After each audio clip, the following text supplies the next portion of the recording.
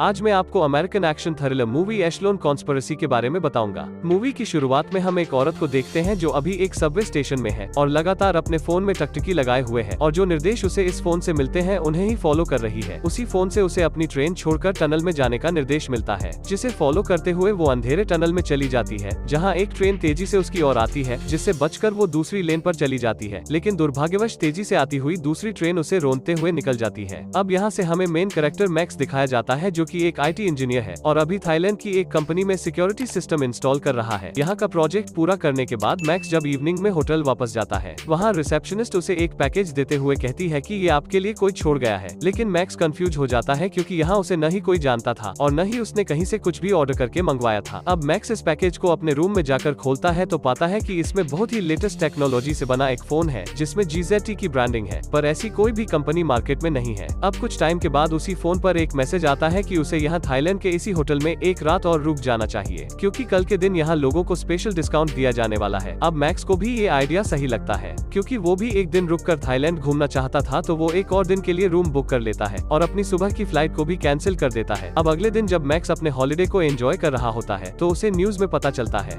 कि जिस फ्लाइट में आज वो जाने वाला था वो क्रैश हो गया है और उसमें बैठे सारे पैसेंजर्स मारे गए हैं। मैक्स खुद को काफी लकी मानता है कि वो मरने से बच गया। अब कुछ देर बाद उसी के फोन पर एक और मैसेज आता है कि उसे अगर काफी सारे पैसे कमाने हैं तो उसे सेजोर कंपनी के शेयर खरीद लेने चाहिए। लेकिन मैक्स इसे नजरअंदाज कर देता है। वो वापस से अपने रूम में आ जाता है और पाता है कि जिस कंपनी के शेयर खरीदने के लिए उसके पास मैसेज आया था, उसके शेयर प्राइसेस 313% तक बढ़ गए हैं। अब ये देख मैक्स को शॉक लगता है, क्योंकि पहले इसी फोन की वजह से इसकी जान बच गई थी और अब इसके स्टॉक वाली बात भी सच निकली, यानी कि ये नया फोन पहले से ही फ्यूचर को प्रीडिक्ट कर लेता है। अब मैक्स को इस फोन पर पूरा यकीन हो चुका है और उसके हर कहे को करने के लिए वो मन से तैयार हो जाता है। अब उसे मैसेज आता है कि उसे प्राग चले जाना चाहिए। अब मैक्स उसी की बात मानकर प्राग चला जाता है। अब एयरपोर्ट से बाहर निकलते ही उसे एक रूसी टैक्सी ड्राइवर यूरी मिलता है, जो कि उसे काफी सस्ते में उसके होटल ले जाने के लिए तैयार हो जाता है। रास्ते में यूरी की नजर मैक्स के नए फोन पर पड़ती है और वो इसकी टेक्नोलॉजी को देखकर सरप्राइज होता है। यूरी मैक्स को अपना विजिटिंग कार्ड देता है और बताता है कि वो टैक्सी ड्राइवर के साथ साथ मोबाइल टेक्नोलॉजी एक्सपर्ट है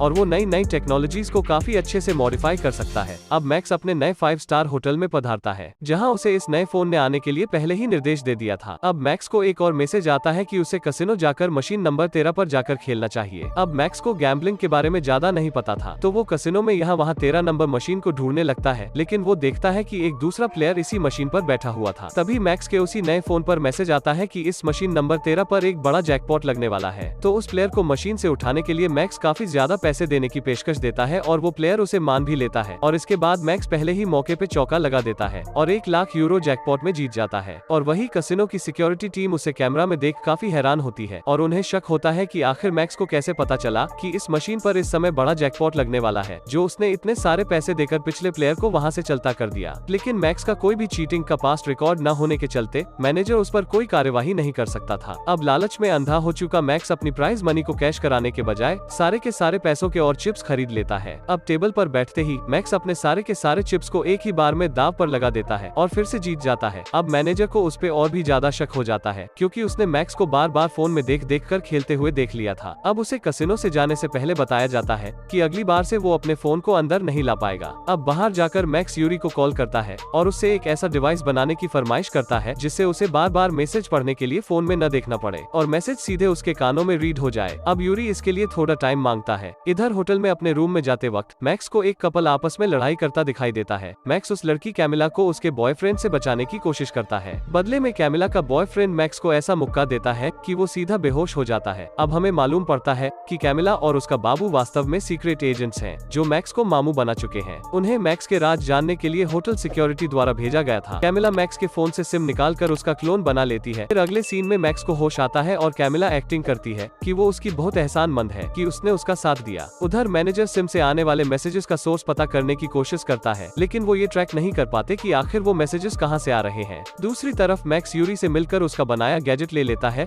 जिसकी मदद से अब वो बिना फोन को देखे ही अपने सारे मैसेजेस सुन सकता है। अब मैक्स इसी डिवाइस को पहनकर वापस से कैसीनो में आता है और वही करने लगता है जो मैसेजेस उसको करने को कहते हैं और अब वो लगातार 3 मिलियन यूरोज जीत जाता है। अब बहुत हो चुका था। अब मैनेजर गार्ड के साथ आकर उसे पकड़ लेता है और ये तो होना ही था, क्योंकि इस मंदबुद्धि को सारे पैसे इसी कैसीनो से ही कमाने करवाने थे। उधर मैनेजर कंप्लेन करके FBI को भी बुला लेता है। अब FBI मैक्स को एक बिल्डिंग में ले जाती है और उस पर बंदूक तान कर पूछती है कि वो सच सच बता दे कि उसे ये मैसेज आखिर कौन भेज रहा है। लेकिन ये तो खुद मैक्स को भी नहीं मालूम था कि ये मैसेज कहाँ से आ रहे हैं। वो तो बस आम खा रहा था, गुठलियाँ तो उसने भी कहाँ गिनी थी।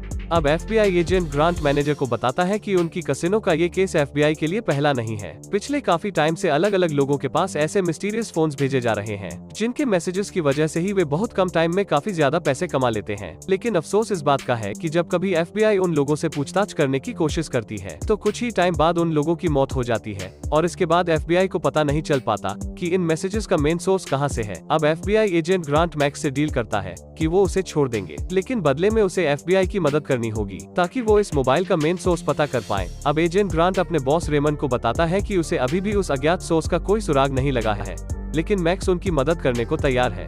अगले दिन मैक्स FBI के कहने पर फिर से कसिनो में था, जहां एक FBI एजेंट उसे बताता है कि उसे नॉर्मल बिहेव करना होगा और इस फोन को ट्रैक करने के लिए उन्हें कम से कम 3 मैसेजेस चाहिए।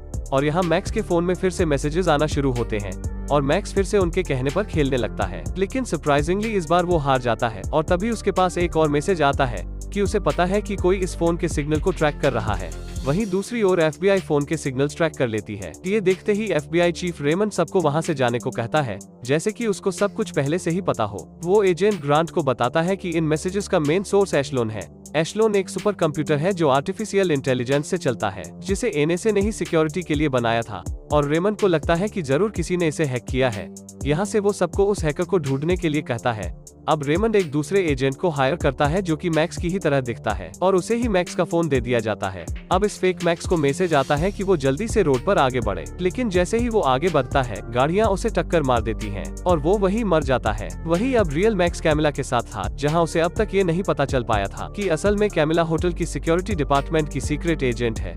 अब यहाँ कैमिला को छत पर एक स्नाइपर दिखता है और वो समझ जाती है कि वो मैक्स को मारना चाहते हैं। कैमिला किसी तरह से मैक्स को गोली से बचाती है। वही कुछ लोग उसकी बिल्डिंग में उसे मारने आ जाते हैं और कैमिला उन सबको भी मार देती है और मैक्स को बचा लेती है। और यहाँ से मैक्स जान पाता है कि कैमिला एक सीक्रेट एजेंट है और वो उसके साथ अभी तक प्यार करने का सिर्फ झूठा दिखावा कर रही थी। अब यहाँ ये उजागर होता है कि उन हत्यारों को मैक्स के पीछे रेमंड ने भेजा था, क्योंकि उसे लगने लगा था कि मैक्स उनके बारे में कुछ ज्यादा ही जान गया है। अब यहाँ से मैक्स यूरी के पास जाता है ताकि वो जान पाए कि आखिर इन मैसेजेस के पीछे कौन है, मगर वहाँ लगे CCTV उसके फेस को डिटेक्ट कर लेते हैं, जिसे रेमंड देख लेता है और अपने आदमियों को उसे मारने के लिए भेज देता है। वहीं मैक्स यूरी के पास आके उसे फोन दिखाता है और उससे उसका मेन सोर्स पता लगाने के लिए कहता है।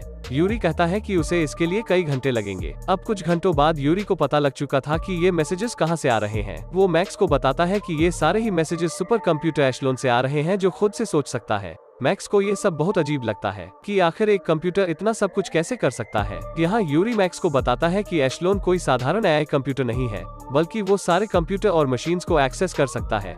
इसलिए उस दिन उसने पहले ही मैक्स को बता दिया था कि वो उस प्लेन में न जाए जो कि क्रैश होने वाला है, और इसी वजह से मैक्स अभी तक कसिनो में इतने सारे पैसे जीत पा रहा है। यूरी उसे बताता है कि यही नहीं, एशलोन इतना स्मार्ट है कि वो हर तरह की टेक्नोलॉजी में आसानी से हेरफेर कर सकता है और हर तरह की टेक्नोलॉजी में होने वाली संभावनाओं को वो पहले ही जान के सटीक अनुमान लगा सकता है। यूरी ये सब बता ही रहा था कि फिर से कुछ आदमी मैक्स को मारने आ जाते हैं, जिनसे बचकर वे दोनों एक कार चुरा के वहाँ से भागने लगते हैं। अब मैक्स यहाँ उनसे किसी तरह से बचते हुए एजेंट ग्रांट को पकड़ लेता है, जहाँ ग्रांट उसको बताता है कि ये मैसेजेस उन्हीं का बनाया सुपर कंप्यूटर एशलोन भेज रहा है। लेकिन वे नहीं चाहते थे कि ये राज किसी को भी पता चले कि इसे बनाने वाली NSA ही है।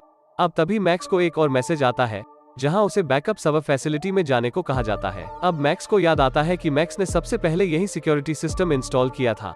वहां पहुंचने पर SWAT टीम की मदद से मैक्स एजेंट ग्रांट के साथ अंदर घुसता है, जहां एशलोन का AI CCTV के थ्रू मैक्स को डिटेक्ट कर लेता है और उसके फोन पर मैसेज आता है कि वो एशलोन को इन कंप्यूटर से ऑथराइज कर दे, जिससे कि AI खुद को अपडेट कर लेगी, जिसके बाद वो पूरी ही दुनिया के डाटा को एक्सेस कर पाएगी। अब मैक्स यहाँ से देखता है कि ये AI खुद को NSA सर्वर से निकाल कर खुद से ही अपडेट कर रहा है।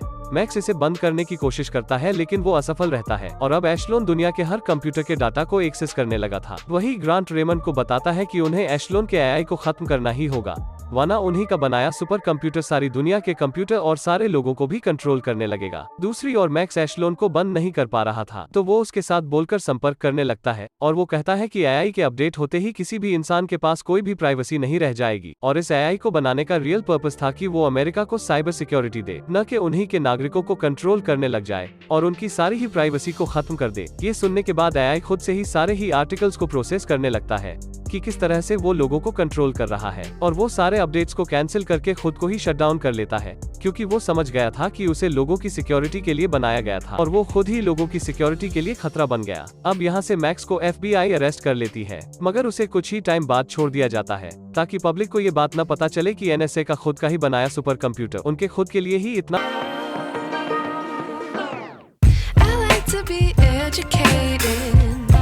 But I'm so frustrated.